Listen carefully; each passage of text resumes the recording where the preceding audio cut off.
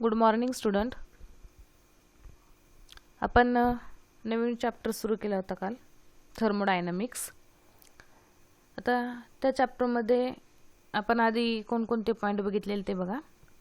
Thermal equilibrium म्हणजे काय आपण बघितलं. ज्यावेळेस दोन ऑब्जेक्टचं टेम्परेचर सेम होतं त्याला आपण थर्मल इक्विलिब्रियम असं म्हणतो.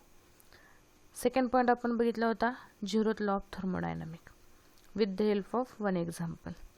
आता झिरोथ लॉ ऑफ थर्मोडायनामिक आपण काय सांगितलं होतं, जर दोन सिस्टीम थर्मल इक्विलिब्रियममध्ये असेल तर तिसरी सिस्टीमसुद्धा थर्मल इक्विलिब्रियममध्ये असते, म्हणजे तिन्ही सिस्टीमचं टेम्परेचर कसं असतं, सेम असतं. त्यानंतर हीट, इंटरनल एनर्जी, वर्क हे आपण पॉईंट बघितलेले होते. आज आपण नेक्स्ट पॉईंट बघूया, change in internal energy of a system. Consider the experiment shows a cylinder fill with the gas. म्हणजे इथे हा सिलेंडर कन्सिडर केला आहे which is fill with the gas. हे गॅस मॉलिक्यूल आहेत. The cylinder is provided with movable, massless and frictionless piston at the one end as shown in this figure. Means here we consider the cylinder and which is filled with the gas. Then here this is the piston which is movable, means हे आत आणि बाहेर जातं म्हणून ह्याला आपण movable म्हणतो. massless आहे आणि frictionless मध्ये ह्या दोघांमध्ये इथं फ्रिक्शन असतं खाली आणि वरती, तर ते आपण negligible म्हणजे frictionless म्हणतो असं. The gas inside the cylinder is our system. आपण सिस्टीम, एन्व्हायरमेंट आणि बाउंड्री म्हणजे काही कालच्या लेक्चरला बघितलेलं आहे. म्हणजे हे जी सिस्टीम आहे ह्याच्यामध्ये जो गॅस आहे ते सिस्टीम, आणि सिस्टीम सोडून हे कडेचं पिस्टन आणि हे जे आउटलाईन आहे ते झालं सराउंडिंग, आपण असं म्हणतो. The gas in the cylinder is our system and the rest is environment. Let the temperature of the gas means सिस्टीमचं टेम्परेचर TS आणि एन्व्हायरमेंटचं टेम्परेचर आपण TE म्हणतो. हे काल आपण एक एक्झाम्पल बघितलं होतं, त्याच्यातून मी सांगितलं होतं. Internal energy of the gas can be change in to different way. मग आता आपण हा एक्सपेरिमेंट करतोय. आपलं टायटलच आहे change in internal energy of the system. मग त्यासाठी आपण एक एक्सपेरिमेंट कन्सिडर करणार आहे. मग एक्सपेरिमेंट काय कन्सिडर करणार आहे आपण हे सुरुवातीला बघितलेलं आहे. म्हणजे एक सिलेंडर कन्सिडर केलेला आहे which is fill with the gas, आणि त्यानंतरनं इथं मासलेस, फ्रिक्शनलेस एक पिस्टन कन्सिडर केलेला आहे मुव्हेबल, आणि हा पिस्टन, हा जो सिलेंडरमधला गॅस आहे ती सिस्टीम, आणि सिस्टीम सोडून जे बाकीचं सराउंडिंग आहे त्याला आपण एन्व्हायरमेंट असं म्हणतो. हे झाली आपली इनिशियल स्टेट. त्यानंतर आपण सिस्टीमचं टेम्परेचर TS आणि एन्व्हायरमेंटचे टेम्परेचर TE हे असं म्हणलेलं आहे. आता सिस्टीमची इंटरनल एनर्जी चेंज करायची, ते दोन डिफरंट वेने करतात. मग त्याच्यामध्ये फर्स्ट स्मॉल ए आहे, ही फर्स्ट मेथडने आपण इंटरनल एनर्जी चेंज करणार आहे. The cylinder can be brought in contact with the source of heat such as burner. Means here we consider the burner which is the source of heat. So the heat flow from the burner to gas and internal energy increases. मग कसं होतंय ते आपण बघूया बघा. Initially we brought the cylinder near the burner. म्हणजे ह्या बर्नरच्या जवळ जर सिलेंडर नेला तर काय होणार आहे, बर्नर हीट ट्रान्सफर करणार आहे to the cylinder. Then therefore the gas molecules is move randomly. म्हणजे ह्याच्यामध्ये जे हीट दिल्यामुळे गॅस मॉलिक्यूल काय होणार, एक्सपांड व्हायला लागणार, मूव्ह व्हायला लागणार, आणि मूव्ह व्हायला लागल्यामुळे त्याची एनर्जी किती, हीट जी आहे ती काय होणार आहे, इन्क्रीज होणार आहे. मग इनिशियली आपण टेम्परेचर कन्सिडर केलेलं 100 डिग्री सेल्सिअस, आणि फायनल स्टेटला हीट दिल्यानंतर त्याचं टेम्परेचर इन्क्रीज झालेलं आहे 200 डिग्री सेल्सिअस. म्हणजे ही पहिली मेथड आहे की इंटरनल एनर्जी इन्क्रीज करण्याची. काय, burning the cylinder. Cylinder burn करून त्यातले गॅस मॉलिक्यूल एक्सपांड होतात, त्यामुळे तिथले टेम्परेचर इन्क्रीज होतं, म्हणजेच इंटरनल एनर्जी काय होते, इन्क्रीज होते. म्हणजे इनिशियली होते 100 डिग्री सेंटीग्रेड आणि फायनल झालं 200 डिग्री सेंटीग्रेड. हे फर्स्ट आपण बघितलं. आता सेकंड बघा, quickly push the piston inside the cylinder so that the gas is compress and the gas gains the energy, its temperature increase. म्हणजे हा आपण एक सिलेंडर कन्सिडर केलेला आहे, त्याच्यात गॅस मॉलिक्यूल कन्सिडर केलेला हा पिस्टन आहे. आपण काय करणार आहे, quickly push inside the cylinder. मग हा बघा, ही सुरुवातीची कंडिशन आहे. पुश केल्यानंतर ना हा एवढा पुश झालेला आहे, ही इनिशियल कंडिशन, आणि पिस्टन गेला इथं, म्हणजे आपण हा आतमध्ये पुश केला. पुश केल्यामुळे इथं काय असतात, गॅस मॉलिक्यूल सेपरेट असतात. पुश केल्यानंतर हा काय होणार आहे, गॅस मॉलिक्यूल कॉम्प्रेस होणार आहे, आणि कॉम्प्रेस झाल्यामुळे इथली एनर्जी काय होणार आहे, इन्क्रीज होणार आहे, म्हणजे टेम्परेचर वाढणार आहे. म्हणजेच आपण काय सांगितले, इनिशियली होता 100 डिग्री आणि फायनल झाले 200 डिग्री सेल्सिअस. म्हणजेच काय आपण सांगितलं, internal energy of the system can be change by heating it or by doing the work done. म्हणजे हा पिस्टन इथून पुढे गेला म्हणजे इथं काय झालं, वर्क डन झालं. ह्या दोन पद्धतीने आपण काय करतो, इंटरनल एनर्जी चेंज करतो. पुन्हा एकदा मी सांगते बघा, change in internal energy of the system. आता इंटरनल एनर्जी म्हणजे काय हे आधी आपल्याला माहीत पाहिजे. मी सांगितलं होतं इंटरनल एनर्जी म्हणजे काय, त्या मॉलिक्यूलला हिट दिल्यानंतर ते व्हायब्रेट व्हायला लागतात, मूव्ह व्हायला लागतात. मग त्याची जी एनर्जी असते त्याला आपण इंटरनल एनर्जी म्हणजे कायनेटिक एनर्जी त्या मॉलिक्यूलची आपण असं म्हणतो. आणि इंटरनल एनर्जी आपल्याला चेंज करायची. मग चेंज करण्यासाठी 2 मेथड्स आपण बघितलेले आहे एक्सपेरिमेंटच्या सहाय्याने. त्याच्यामधले फर्स्ट मेथड आपण सांगितलं होतं बाय हिटिंग इट आणि bye doing the work done. मग त्या 2 एक्सपेरिमेंटच्या सहाय्याने आपण इंटरनल एनर्जी चेंज कशी करतो ते बघितले. आता पुढे बघूया आपण. बघा, कालच्या लेक्चरला आपण झिरोथ लॉ ऑफ थर्मोडायनामिक बघितलं होतं. ते काय आहे मी आत्ताच लेक्चरच्या सुरुवातीला सांगितलं. आता आपण बघणार आहे first law of thermodynamic. Means work and heat are related. म्हणजे ह्या दोघांमधलं रिलेशन दाखवणारा काय आहे, फर्स्ट लॉ ऑफ थर्मोडायनामिक आहे. आता तिथं स्टेटमेंट बघा, हे परीक्षेला विचारू जाऊ शकतात. त्याचं डेरिव्हेशन सुद्धा आपण बघणार आहे. The heat and work are mutually convertible into one another. म्हणजे हीटचं कन्व्हर्जन वर्कमध्ये होतं आणि वर्कचं कन्व्हर्जन हीटमध्ये होतं. त्यालाच आपण काय म्हणतो, फर्स्ट लॉ ऑफ थर्मोडायनामिक म्हणतो. मग बघा आता, the consider the ideal gas enclose in a cylinder with movable massless and frictionless piston. म्हणजे हा एक सिलेंडर कन्सिडर केला आहे, त्याच्यामध्ये आपण आयडियल गॅस कन्सिडर केलेला आहे. ही पिस्टनची मोशन आहे आणि हा जो पिस्टन आहे तो मगाशी आपण सांगितल्याप्रमाणे मुवेबल आहे, म्हणजे आत आणि बाहेर असं जाऊ शकतो. मासलेस आहे आणि फ्रिक्शनलेस, म्हणजे इथलं फ्रिक्शन आपण काय करतोय, फ्रिक्शनलेस म्हणतो. मग आता काय सांगितलंय, in this the gas inside the cylinder is a system and part surrounding the system is called a surrounding. म्हणजे ही जी ह्याच्यामधला जो गॅस आहे ह्याला आपण सिस्टीम म्हणतो आणि ह्या सिलेंडर सोडून बाहेरचं जे ॲटमॉस्फिअर आहे त्याला आपण काय म्हणतो, सराउंडिंग असं म्हणतो.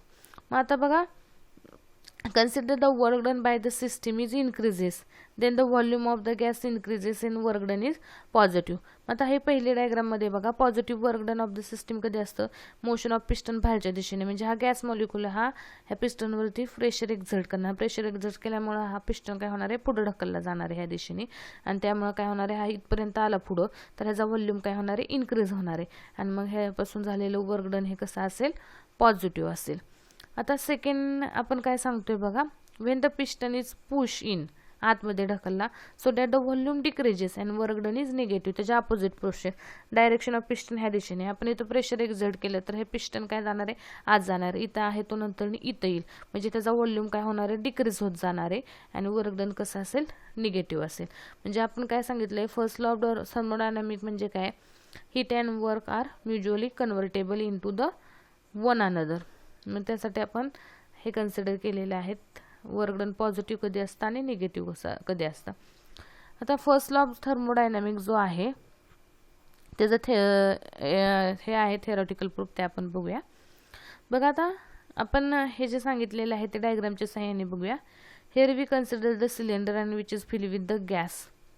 Area of cross section of the piston is a. म्हणजे सिलेंडरचा आणि ह्या पिस्टनचा area of cross section a आहे.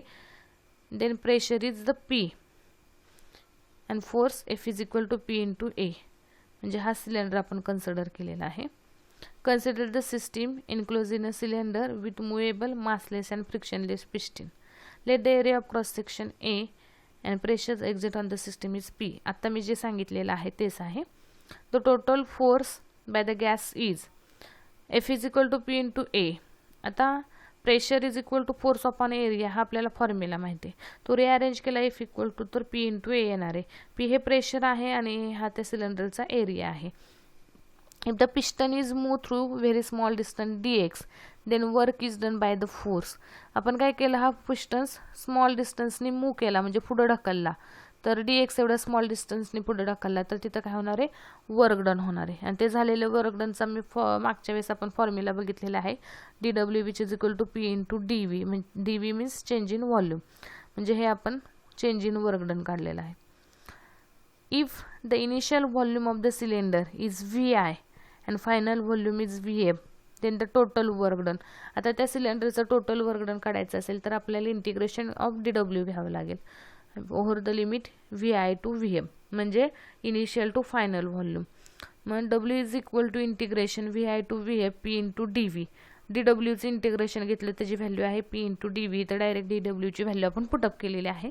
आता इथं जो प्रेशर आहे हा कॉन्स्टंट आहे, आपण तो इंटिग्रेशनच्या बाहेर काढूया, कारण त्यावर एक्झर्ट होणारे प्रेशर हे कॉन्स्टंट आहे P into integration over the limit VI to VF into DV. आता DVचं इंटिग्रेशन घेतलं तर येणार आहे V, म्हणजेच बघा विथ रिस्पेक्ट टू DV म्हणजेच V येणार आहे प्रेशर इंटू DVचं V आणि लिमिट पुट केले VI VF, अप्पर आणि लोअर लिमिट पुटअप केले तर इथे Vची व्हॅल्यू अप्पर लिमिट भरले VF मायनस VI, म्हणजे P ब्रॅकेटमध्ये VF मायनस VI, ह्याला इक्वेशन 2 म्हणूया. Wien the work done is positive, work done by the system change in internal energy is negative, म्हणजे work done positive आणि internal energy कशी आहे negative. मग हे sign आहे ते इंटरनल एनर्जीचं आहे. डेल्टा यू म्हणजे इंटरनल एनर्जी आणि W म्हणजे work done. Internal when the work done is positive, work done by the system, work done by the system म्हणजे सिस्टीममुळे वर्क डन होत असेल तर वर्क डन काय असतं पॉझिटिव्ह असतो. But internal energy is the negative, हे internal एनर्जीचं sign आहे. The total change in internal energy is delta U which is equal to Q minus W. Delta U म्हणजे इंटरनल एनर्जी, Q म्हणजे heat energy आणि W म्हणजे work done. This is the mathematical statement of the first law of thermodynamic.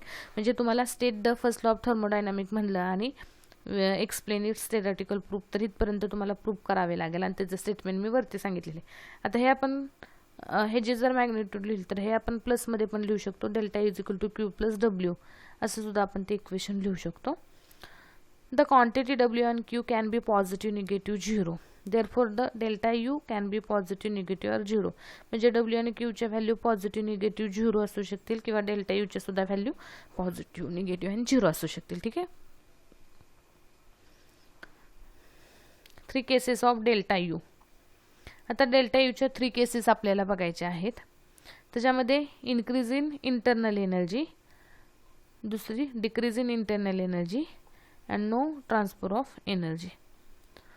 मग आता पहिलं बघूया increase in internal energy म्हणजे delta यूची व्हॅल्यू इन्क्रीज असेल. The more heat is added to the system then work done by it and the internal energy of the system increases. म्हणजे सिस्टीमला आपण हीट दिली किती 200 ज्यूल दिली तर त्यापासून वर्क किती झालं 100 ज्यूल वर्क झालेलं आहे. म्हणजे बघा मग अशा आपण फर्स्ट लॉ ऑफ थर्मोडायनामिक्सचा फॉर्म्युला बघितला आहे, delta U which is equal to Q minus W. मग दिलेली हीट किती 200 जूल आणि वर्क डन मायनस 100 जूल. मग हे जर सबस्ट्रॅक्शन केलं तर किती येणार आहे 100 जूल एवढी आपली इन्क्रीज झालेली इंटरनल एनर्जी येणार आहे. म्हणजे हे झाली फर्स्ट एनर्जी, म्हणजे हीट जर ॲड केली आपण ह्याच्यामध्ये तर त्याची इंटरनल एनर्जी काय होते इन्क्रीज होते. आता सेकंड केस आहे डिक्रीज इन इंटरनल एनर्जी म्हणजे delta U less than 0. When more work is done by the system, then that heat is added to it. In this case, internal energy of the system decreases. म्हणजे ह्यातून heat काढून घेतली 200 joule एवढी तर work done किती होतं -100 joule एवढं. म्हणजेच काय हा आपला फॉर्म्युला आहे त्याच्यामध्ये पुटअप केलं -200 मायनस हे मायनस साइन 100 तर हे सबट्रॅक्शन केलं तर साइन मायनस येणार आहे 100 जूल. म्हणजेच काय झालं मायनस म्हणजे हे कमी झालेलं आहे, म्हणजेच काय आपण म्हणतो इंटरनल एनर्जी डिक्रीज झाली. आणि तिसरी केस आहे when heat added to the system the work done by it are the same and the internal energy of the system remains unchange. म्हणजे काय झालं सेम जेवढी हीट दिली तेवढंच वर्क डन झालं तर तिथं इंटरनल एनर्जीचं काय होतं कॉन्स्टंट राहते. म्हणजेच बघा आपला Q मायनस W म्हणजे 0 येणार आहे, म्हणजे no exchange of the heat.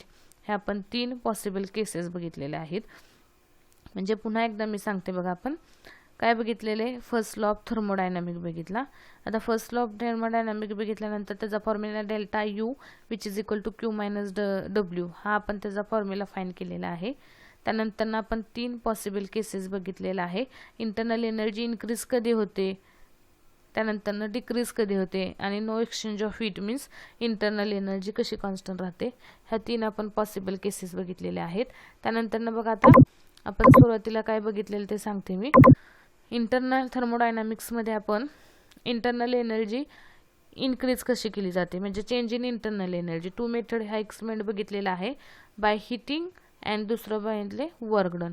Bye heating it and by doing work on it, ह्या दोन पद्धतीने इंटरनल एनर्जी आपण काय केली जाते, इन्क्रीज केली जाते. त्यानंतर आपण पुढचा पॉईंट जो बघितलेला होता, first law of thermodynamic. First law of thermodynamic काय सांगितले, the heat and work are mutually convertible into one another. मग आपण ते बघितल्यानंतर ना फर्स्ट लॉ ऑफ थर्मोडायनामिकचं प्रूफ बघितलं. ह्या प्रूफमध्ये जो फॉर्म्युला आला आहे delta U which is equal to Q minus W. Delta क्यूला आपण काय म्हणतो, इंटरनल एनर्जी. डेल्टा यूला, क्यूला म्हणतो हीट अँड डब्ल्यूला म्हणतो वर्क डन. हे झाला फर्स्ट लॉ ऑफ थर्मोडायनामिक्सचा फॉर्म्युला. त्यानंतर आपण 3 पॉसिबल केसेस बघितलेल्या आहेत.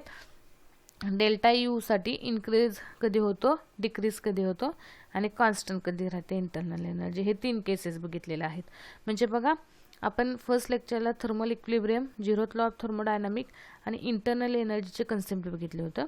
आजच्या लेक्चरला आपण change in internal energy of the system बघितलं and first law of thermodynamic त्याचे प्रूफ आणि पॉसिबल 3 केसेस बघितलेला आहे. तर हे तिन्ही केसेस, ह्या ज्या नोट्स लेक्चर, व्हिडिओ लेक्चर आहेत त्याच्याबरोबर मी PDF पाठवत आहे.